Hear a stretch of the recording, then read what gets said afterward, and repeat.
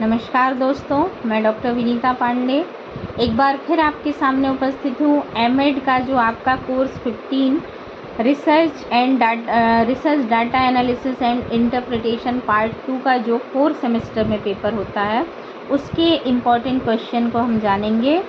इसमें हमने आपको बताया ये जो पूरी यूनिट है वो पूरा सिलेबस 5 यूनिट में डिवाइडेड है और इसमें आपको फर्स्ट में फैक्टोरियल डिज़ाइनिंग, सेकेंड में नॉन पैरामेट्रिक टेस्ट, थर्ड में आपको इंडिपेंडेंट सैंपल के साथ टेस्ट पढ़ना है, पेयर्ड सैंपल टेस्ट पढ़ना है और कंप्यूटर इन डाटा एनालिसिस पढ़ना है। इसमें हमको किस किस तरह के क्वेश्चन पूछे जाते हैं, तो इसमें एनोवा को आप ज़रूर पढ़िएगा कि एनोवा वास्तव में होता क्या है।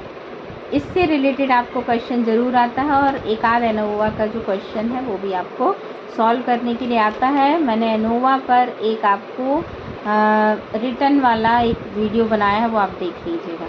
अब हम क्वेश्चन पे आते हैं। तो आपको शोध का अर्थ बताना है, मतलब रिसर्च क्या है और इसका वर्तमान में क्या महत्व होता है। फिर एनोवा और एनकोवा का अंतर भी आ सकता है। साथ में आपको पैरामेट्रिक और नॉन पैरामेट्रिक टेस्ट के बीच में अंतर भी आ जाता है, या अलग अलग पूछे जा सकते हैं। टी टेस्ट और जेड स्कोर ये दोनों आपको पूछे जा सकते हैं।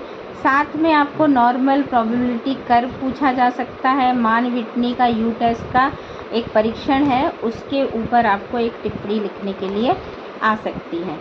फिर इसके बाद कुछ क्वेश्चंस आ सकते हैं और विल्कॉक्सन हस्ताक्षरित रैंक परीक्षण पर टिप्पणी आ सकती है। स्वतंत्रता का अंश जो डिग्री ऑफ फ्रीडम है वो क्या है, उस पर शॉर्ट नोट आ सकता है। और हाइपोथीसिस के बारे में भी आपको पूछा जा सकता है। और एक अच्छा टेस्ट जो होता है उसकी कसौटी क्या होती है। फिर 5th यूनिट में आपको SPSS क्या है, एक्सेल पे आप किस तरह से कंप्यूटर में काम करते हो, डाटा प्रविष्टि कैसे करते हैं, इसका यूज़ क्या होता है, इस टाइप के क्वेश्चन आपको पूछे जा सकते हैं। साथ में आपको प्रसरण विश्लेषण तकनीकी को यूज़ करते हुए एनालिसिस ऑफ वेरिएंस का एक सवाल ज़रूर आता है। और one tailed and to tailed आपका वन टेल जो एक पक्षीय और द्विपक्षीय जो आपके टेस्ट होते हैं उनके बारे में भी कुछ क्वेश्चंस आते हैं। टाइप 1 और टाइप 2 एरर जो है उससे भी रिलेटेड क्वेश्चन आते हैं। तो आपको ये सारी चीज़ें पढ़ना है। साथ ही आपको मैं और कुछ इम्पोर्टेंट बता दे रही हूँ, जैसे आपको जो वन वे एनोवा है वो पूछा जा सकता है। फिर आपको स्टैंडर्डाइज टेस्ट क्या होते हैं, चर पर एक टिप्पणी आ सकती है। स्क्वायर जो है काई वर्ग परीक्षण हिंदी में कहते हैं, वो क्या है। और साथ में नॉन पैरामेट्रिक मेथड जो होती हैं वो क्या होती हैं, ये सारी चीज़ें आपको पूछा जा सकती हैं। फिर इसके बाद आपके जो क्वेश्चंस होते हैं वो मैंने बताया आपको पूछा जाएगा। साथ में आपको दिशा मुक्त परिकल्प, मतलब तीनों हाइपोथीसिस जो है वो आपको पूछी जा सकती, चारों दिशा मुक्त, दिशा विहीन, शून्य और सांख्यिकीय, डायरेक्शनल, नॉन डायरेक्शनल, नल हाइपोथीसिस और स्टैटिस्टिकल। साथ में आपको जो रेफरेंसेस टेस्ट होते हैं उनका एक स्टैंडर्डाइजेशन जो मापन होता है उनका मानक क्या है, ये क्वेश्चन भी आता है। कई बार 2 वे एनोवा क्या है, द्विसूत्री प्रसरण विश्लेषण, इसके बारे में भी पूछा जा सकता है। टी टेस्ट और SD भी पूछा जा सकता है, तो इसकी तैयारी आप लोग बहुत अच्छे से कर लीजिएगा। साथ में मैंने वो बताया आपका सार्थकता का जो स्तर होता है उसको भी आपको ज़रूर देखना है। फिर कंप्यूटर आंकड़ों के विश्लेषण और व्याख्या में आप किस प्रकार से किन किन सॉफ्टवेयर का यूज़ करते हैं।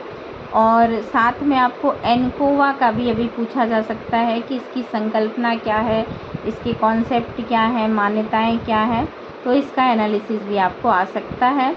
परिकल्पना के प्रकार पूछे जा सकते हैं। विल्कॉक्सन टी परीक्षण जरूर आएगा। मान विटनी यू परीक्षण के स्टेप्स पूछे जा सकते हैं। प्रसरण विश्लेषण की उपयोगिता पूछी जा सकती है। और काई वर्ग तो मैंने आपको बता दिया। साथ में एनालिसिस ऑफ वेरिएंस, कारक अभिकल्प जो होते हैं, फैक्टोरियल डिज़ाइन वो किस तरह से होती है, उसका भी एक प्रश्न आपको आता ही है। तो इस तरह से आपको, और येट्स संशोधन क्या कहलाता है, येट्स करेक्शन अभी जुड़ा हुआ है। अवशिष्ट विश्लेषण क्या है, जिसको हम रेसिड्यूल एनालिसिस कहते हैं। और एमएस एक्सेल की विशेषताएं पूछी जा सकती हैं आपको। तो ये सारी चीज़ें जो हैं वो आप अपने एग्ज़ाम पेपर के लिए तैयार करेंगे। और पैरामेट्रिक नॉन पैरामेट्रिक टेस्ट का तो एक क्वेश्चन कंफर्म आता है, इसकी आप तैयारी करके रखें। और साथ में आप लोग मान बिटनी वाला जो क्वेश्चन है उसको ज़रूर करें, क्योंकि ये क्वेश्चन जो है वो एक आपको 10 मार्क्स का आता ही है। तो आशा है कि आप इतने इम्पोर्टेंट क्वेश्चन बताने के बाद आपको अब एग्ज़ाम में किसी भी प्रकार की प्रॉब्लम नहीं आएगी। और आपको जो भी चीज़ समझ में नहीं ना आ रही हो, आप उसको मुझे कमेंट बॉक्स में कमेंट करें तो मैं आपको बताऊंगी। डाटा एंट्री ज़रूर कैसे करते हैं ये देख लीजिएगा। साथ में आपको स्टैटिस्टिकल टेस्ट कौन कौन से होते हैं इनके बारे में भी पढ़ लीजिएगा, क्योंकि इनके भी शॉर्ट नोट्स आते हैं। तो अब आप तैयारी करें। आज के लिए बस इतना ही।